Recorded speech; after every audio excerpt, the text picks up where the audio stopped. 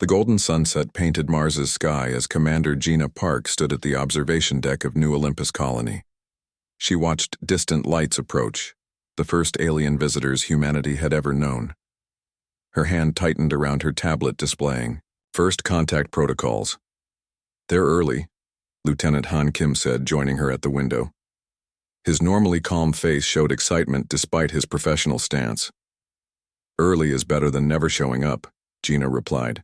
Humanity had spread across the solar system by 2157, establishing colonies on Mars and Europa, but nothing had prepared them for this moment. The Earth Defense Force had chosen Gina to lead the welcoming committee because of her diplomatic skills and combat experience. Both might be needed today. The Vexari ship landed with barely a sound, its sleek design unlike anything human engineers had created. When the hatch opened, Gina took a deep breath and stepped forward. The aliens moved with fluid grace. Their tall bodies shimmered with iridescent skin that changed colors subtly as they approached.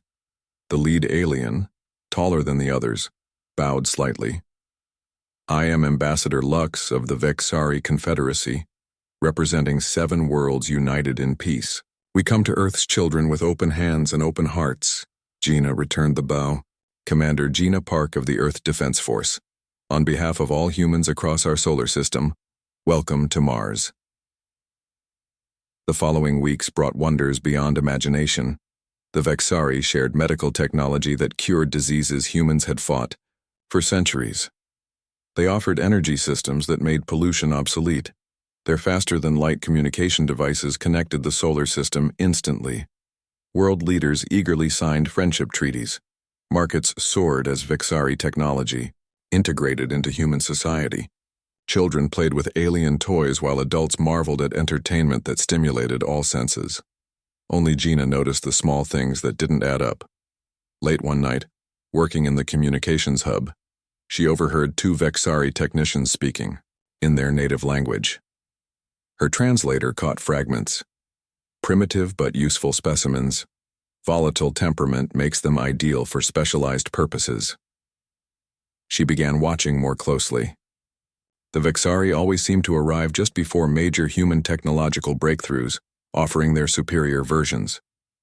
They carefully documented human reactions to stress. They studied Earth's military history with particular interest. When Director Lee visited Mars to oversee the technology exchange program, Gina shared her concerns. "With respect, sir, something feels wrong. They're studying us like we're lab animals, not equals." Director Lee sighed, looking disappointed. "Commander Park, your caution served us well during the resource wars. But this is different. The Vexari have already improved life for billions. Don't let military paranoia ruin this historic opportunity." That night, Gina couldn't sleep. She accessed restricted files about the Vexari medical implants now being offered to government officials and military personnel. The devices promised perfect health and enhanced abilities, but the technical specifications were oddly vague. "Computer, cross-reference Vexari implant signals with known control frequencies," she said on a hunch. The computer worked silently, then displayed 87% similarity to neural override patterns. Gina's blood ran cold.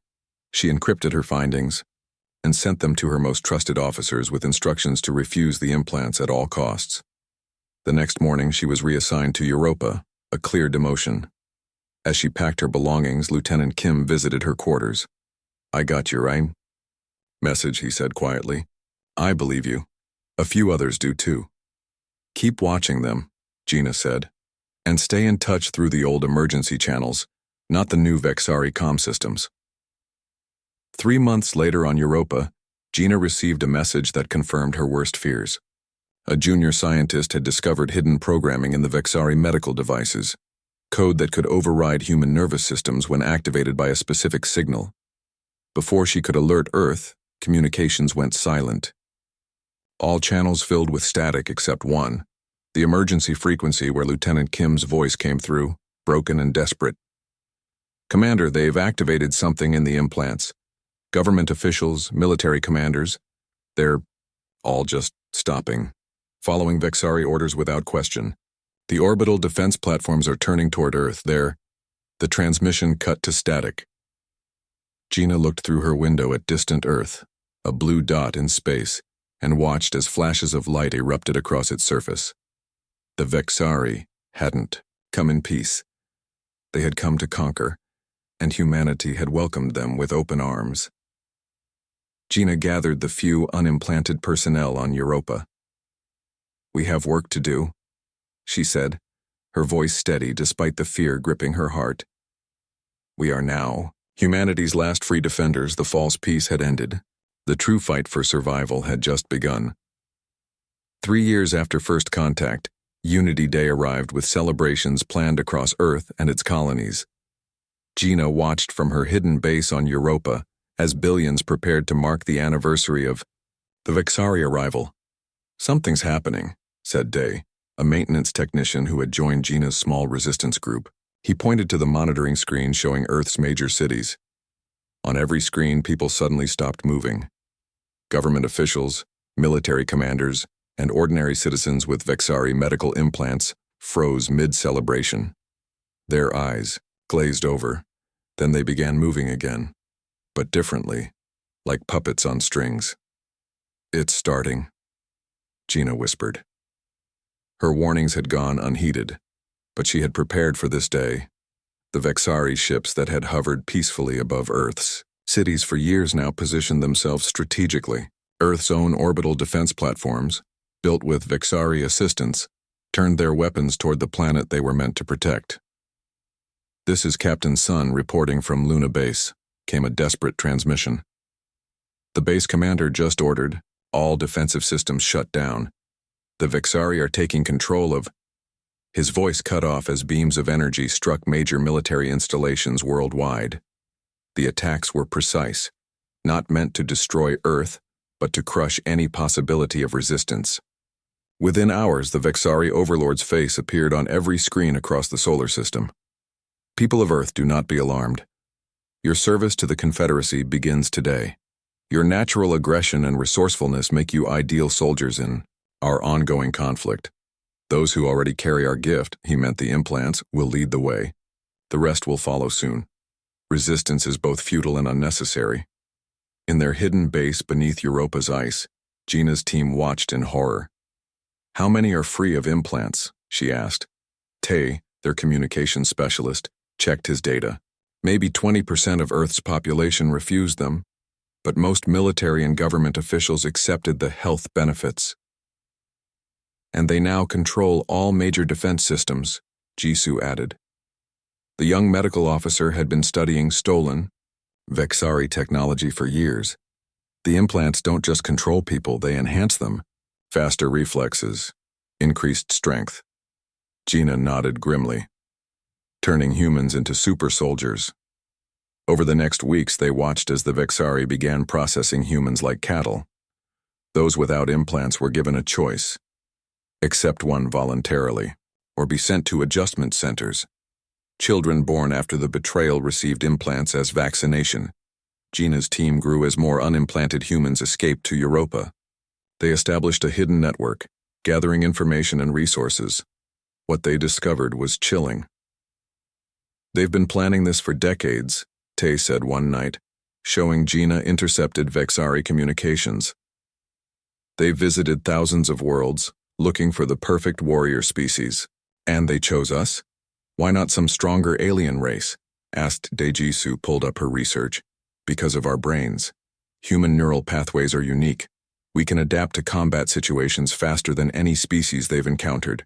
We can improvise, think creatively under pressure. We're not just strong," Gina realized. "We're unpredictable." 6 months after the takeover, they intercepted a transport ship carrying implant components. Inside, they found something unexpected: data crystals containing Vexari military plans.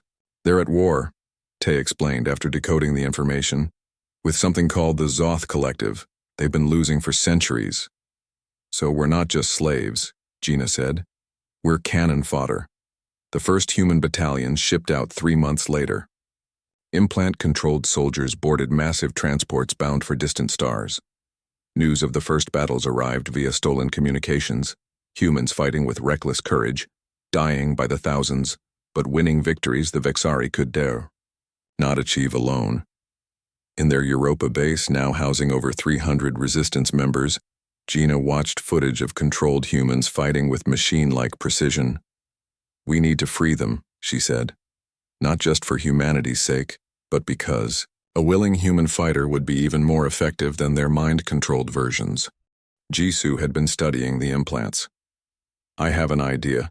The implants use quantum entanglement to control the nervous system, but Earth's natural electromagnetic field creates interference. That's why they needed relay stations around the planet. If we could amplify that interference," Gina began. "We could break their control," Jisoo finished. "But we'd need access to their main power distribution centers." A message arrived from their Earth contacts. The Vexari had discovered a major resistance cell in the ruins of old Beijing. Their response was swift and terrible. "They didn't even try to capture them," said Lieutenant Kim, who had escaped to join them months earlier. "They just leveled the entire sector, thousands of innocent people." Gina stood before her growing resistance force, their faces grim but determined. "The Vexari believe fear will control those of us still free," she said. "They're wrong. Humans don't just run from predators. When cornered, we fight back, and they're about to learn what happens when humans fight with nothing left to lose." 5 years into the Vexari occupation, humanity's resistance operated from shadows. What began as Gina's small group on Europa had grown into a network spanning the solar system. They called themselves simply Free Humans. On Earth, Professor Song worked in a hidden lab beneath the ruins of Seoul University. Once a respected neurologist, he now lived as a fugitive, his existence erased from official records after he refused an implant. "The quantum frequencies are the key," he told Gina during their monthly encrypted transmission. His gaunt face showed the toll of years in hiding. "The Vexari implants communicate through quantum entanglement, but Earth's magnetic field creates natural interference." "Can we use that?" Gina asked, leaning closer to the screen. "I believe so. With strong enough transmitters tuned to the right frequency, we could disrupt the control signal, maybe even reverse it." This was the breakthrough they had waited for. Gina sent teams to gather the necessary equipment, piece by piece, to avoid detection. In New Athens colony on Mars, resistance fighter Day posed as a maintenance worker, stealing power cells from Vexari facilities. On Mercury, Tay infiltrated communication arrays, modifying them to boost Professor Song's signal when the time came. Jisoo, now their chief medical officer, made the most dangerous journey back to Earth to help Professor Song perfect the disruption device they called the Key. Gina coordinated it all from their main base, now hidden in the asteroid belt. 347 people lived in the hollowed-out rock they called Haven, every one of them committed to liberating humanity. "We intercepted Vexari reports," Lieutenant Kim told Gina one morning. "They're converting more humans into combat units. Another 5 million shipped out to their warfront last month." Gina studied the reports. "These casualty numbers, they're treating humans as disposable. But effective," Kim added grimly. "The humans are winning battles the Vexari couldn't." Their first major victory came when Jisoo and Professor Song successfully tested the Key on a small scale. They freed 30 implanted humans in an isolated mining facility on Earth's moon. "The Key works," Jisoo reported back. "But there's something else. The freed humans retained the physical enhancements. Stronger, faster reflexes, accelerated healing, but with their own minds back in control. This changed everything. They began targeted operations, freeing small groups of implanted humans and bringing them into the resistance. Each freed person brought valuable knowledge of Vexari operations. The Vexari noticed. Their response was increasingly brutal. One morning, alarms blared through Haven. "Emergency transmission from Mars," called the communications officer. The screen showed chaos, Vexari ships surrounding the New Athens colony dome. Inside, resistance members fought desperately against implant-controlled security forces. "They found our cell," came the desperate voice of Day. "We're surrounded. Hold position, Gina ordered. We're sending help. But before they could launch rescue ships, the Vexari made their message clear. Their weapons didn't target just the resistance fighters. They destroyed the entire colony dome. 3 million people, gone in minutes. In Haven, people watched in stunned silence. Lieutenant Kim slammed his fist into the wall repeatedly until his knuckles bled. No one stopped him. They think this will break us, Gina said finally, her voice steady despite the tears on her face. This is meant to make us afraid. That night, as Haven mourned, something changed. The grief transformed, hardened into something else. People who had been hesitant to fight now came forward as volunteers. Those who had advocated caution now pushed for direct action. Professor Song contacted them with unexpected news. The key is ready for full deployment, but we need to seize control of at least 3 major Vexari power nodes to generate enough energy. Gina called her commanders together. This will be dangerous. Many of us won't return. No one hesitated. They planned, meticulously. Teams would strike simultaneously at power distribution centers in Singapore, Alaska, and Brazil. Professor Song would coordinate from his hidden lab, ready to activate the key the moment power was diverted. As Gina prepared to lead the Singapore team, she received one final report that confirmed what they had suspected. A freed human who had served as a Vexari ship technician brought crucial intelligence. The Vexari searched thousands of worlds for the perfect soldiers, he explained. Their species evolved through cooperation, not competition. They lack our capacity for controlled aggression. That's why they need us, Gina realized. They can't win their war without our fighting instinct. The night before the operation, Gina walked through Haven, speaking with her people. Some cleaned weapons, others said goodbye to loved ones. There was fear, but something stronger had replaced it. In the medical bay, Jisoo prepared surgery kits for the inevitable casualties. "Do you think it will work?" she asked when Gina visited. "It has to," Gina replied. "But even if we fail tomorrow, others will continue. That's the one thing the Vexari truly don't understand about us." "What's that?" "Humans don't break under pressure," Gina said. "We transform, and what we're becoming now is their worst nightmare." Dawn broke over Singapore as Gina's team moved through abandoned streets. Once a gleaming center of human achievement, the city now served as a Vexari power distribution hub. 6 resistance fighters, faces hidden behind masks, approached the massive facility rising from the city center. "Remember, we need control of the primary node for exactly 17 minutes, Gina reminded them.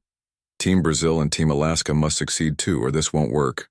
They timed their approach with shift changes in the Vexari security rotation.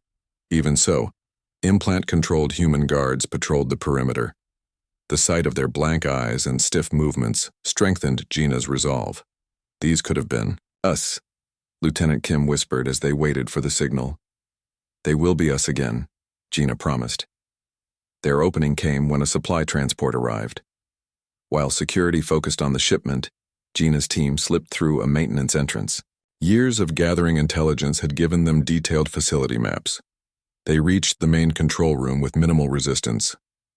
2 Vexari technicians turned in surprise as the door opened. Before they could activate alarms, Kim and Gina neutralized them with stunners. "Secure the doors," Gina ordered, as Tay rushed to the control panels.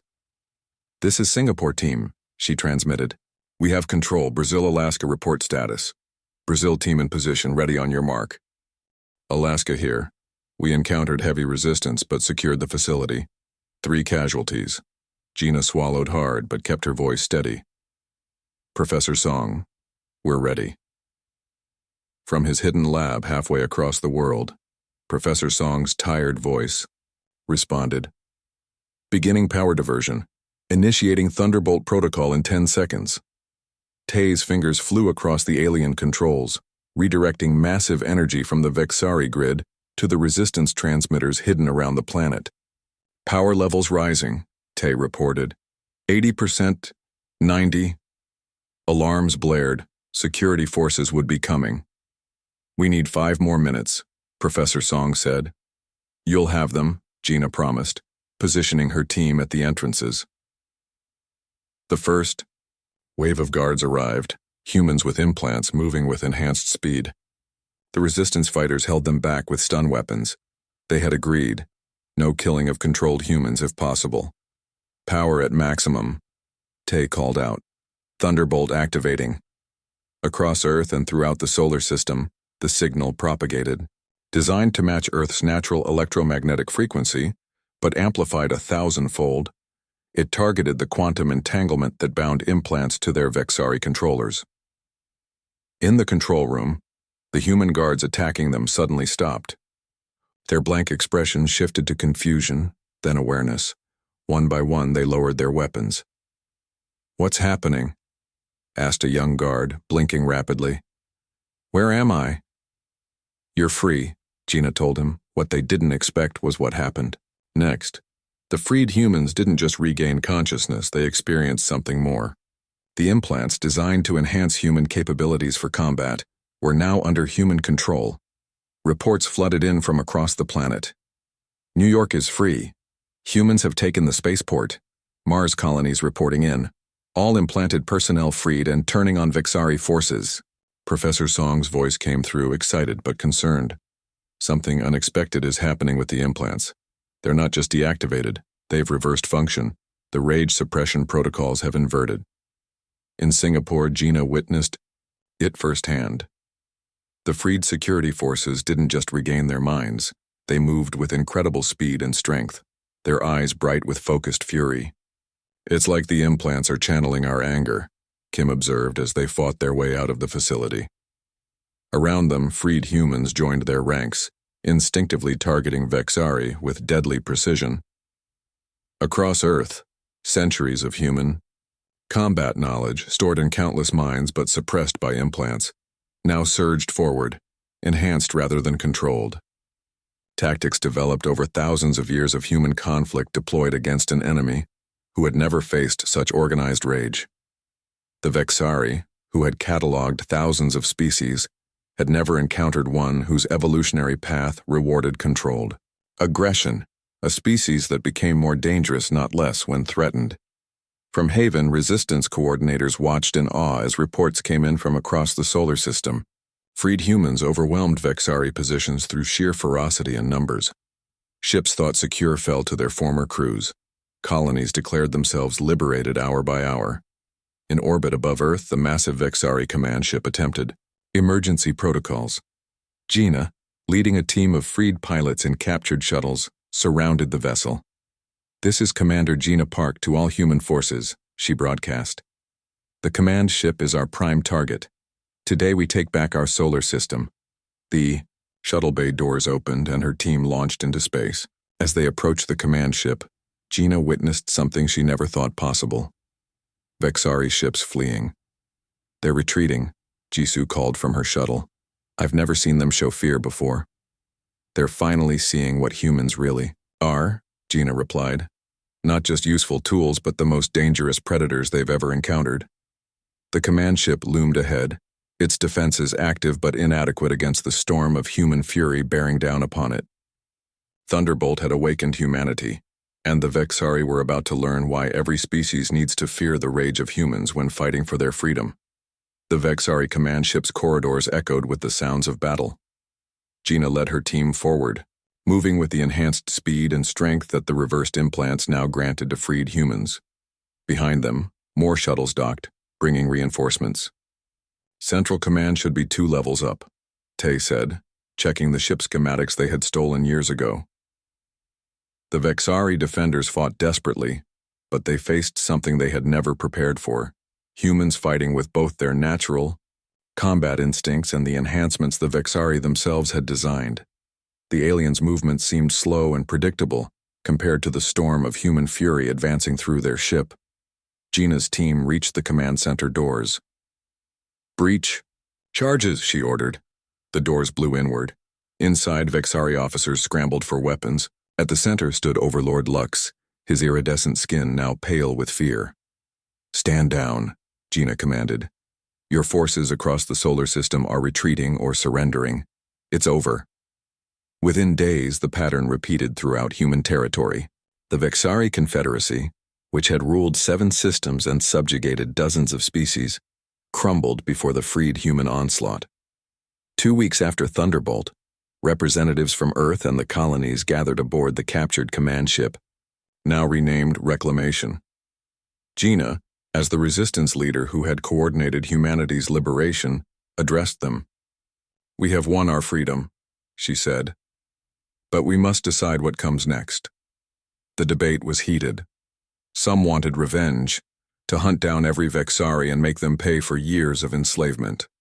Others argued for mercy, pointing out that many Vexari, scientists and workers had secretly aided the resistance. In her private quarters, Gina confronted the captive overlord Lux. "You never understood us," she said, circling the now restrained alien. "You saw our cooperation as weakness, our compassion as a flaw." The overlord's multifaceted eyes tracked her movement. "We sought to weaponize your natural aggression against our true enemy, the Zoth Hive. We miscalculated." "Explain," Gina demanded. Lux revealed the truth. The Vexari Confederacy had been fighting a losing war against the Zoth Hive, a collective consciousness that consumed all life in its path. The Vexari, evolved through cooperation rather than competition, lacked the aggressive instinct needed to defeat such an enemy. "We searched thousands of worlds for the perfect warriors," Lux explained. "Your species was unique, capable of both extreme violence and remarkable compassion. We thought control was necessary." "Your mistake wasn't trying to use us," Gina replied. "It was betraying us after asking for friendship.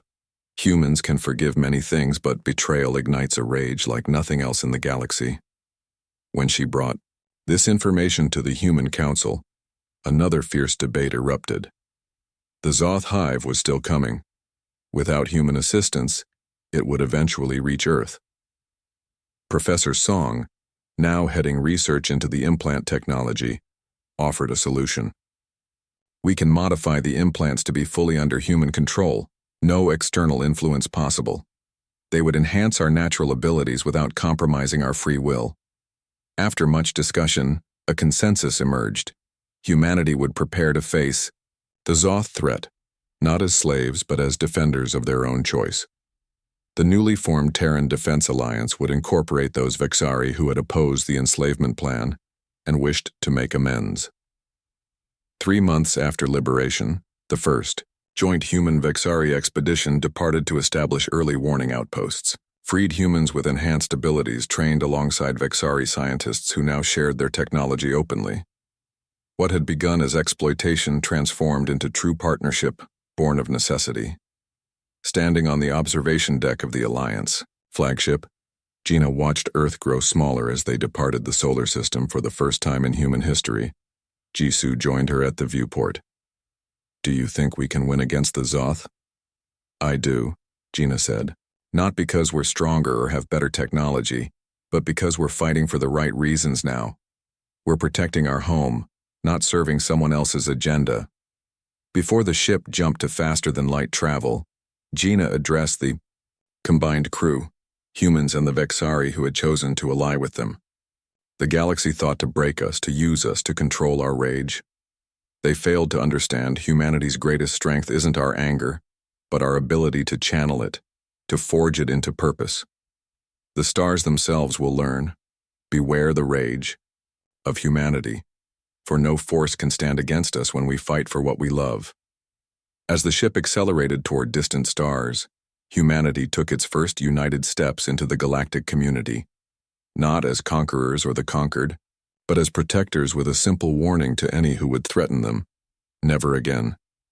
Beyond the solar system, countless species watched with trepidation and wonder as this new power emerged, defined not by technology or numbers, but by an indomitable spirit that transformed adversity into strength.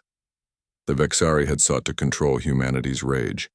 Instead, they had awakened it, and in doing so, perhaps saved the galaxy from a far worse fate.